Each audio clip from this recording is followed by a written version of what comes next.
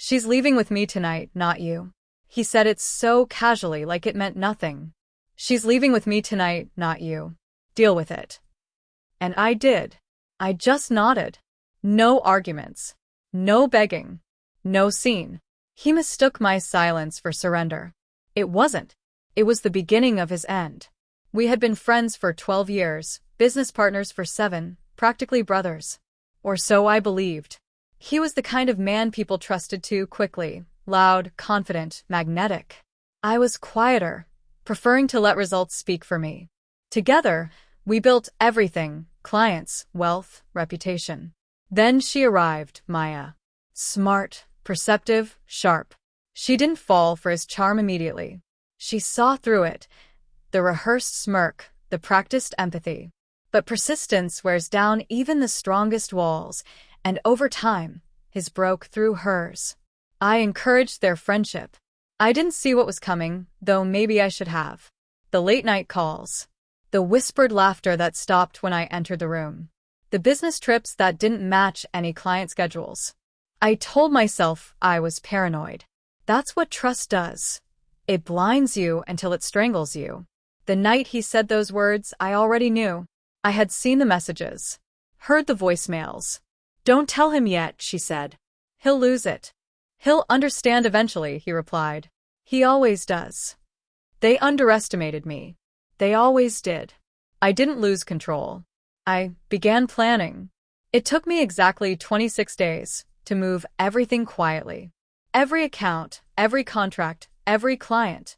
The business was registered under both our names, but I handled the legal documents, renewals, and taxes. A few signatures. A few late-night emails. And suddenly, the empire we built belonged solely to me. I formed a shadow company, same services, same staff, same clients. Except this time, my name was the only one on the paperwork. I even made sure his credit card was linked to one accidental purchase, a large transaction involving questionable imports, enough to make the banks uneasy. And through it all, I never changed. We still met for drinks.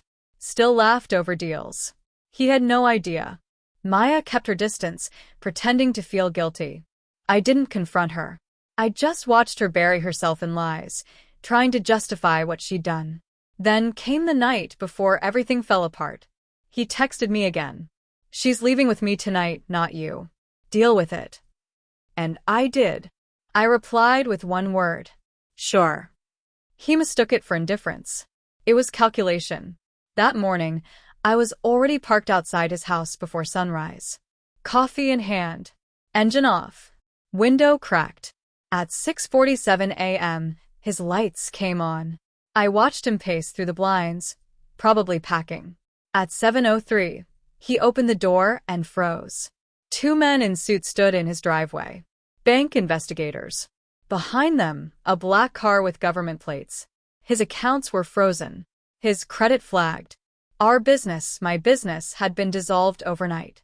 In his inbox waited termination letters from every client we'd ever served, each one now bearing the logo of my new company.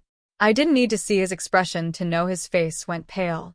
But I saw it anyway through the windshield. His jaw slack. His hands trembling. Then his phone buzzed. Maya. She'd just learned her credit card had been declined. The apartment lease, under his name, was void. Her belongings already packed and moved into the place I'd rented for her 2 weeks ago. Yes, she left with him that night. But she woke up in my house the next morning and had no idea how she got there. Let me explain. 3 nights before his downfall, I visited her.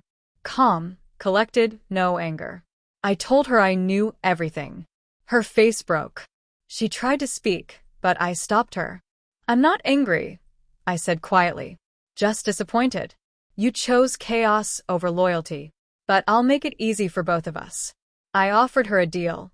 Financial security, a clean slate, and her reputation intact. All she had to do was leave him when I told her to. She agreed, shaking, unsure whether from guilt or greed. It didn't matter. The night he thought he'd won, she slipped a mild tranquilizer into his drink. Just enough to keep him unconscious until morning. She thought it was part of my plan for a peaceful talk. I let her believe that.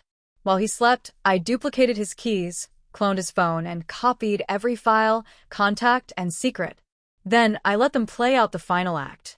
When the investigators arrived, I drove away. I didn't need to stay. I'd already won. Maya called 2 hours later, voice trembling. What did you do to him? Nothing, I said. He did it to himself. Silence. You used me? Yes, I said.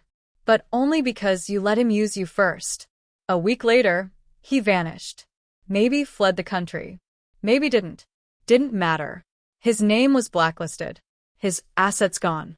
Maya stayed for a while, trying to rebuild, to redeem herself. But every time she looked at me, I saw it, the fear. She never truly understood what I was capable of until she saw how much restraint I had. That's power. Making someone realize they're still breathing because you allow it. Sometimes I wonder if I went too far. Then I remember the night he said it. The smirk, the arrogance. She's leaving with me tonight, not you. Deal with it. And I realize I did deal with it. Perfectly. He lost everything. She lost herself. And I found peace. Because revenge isn't about rage. It's about control. And I never lost it. Not once.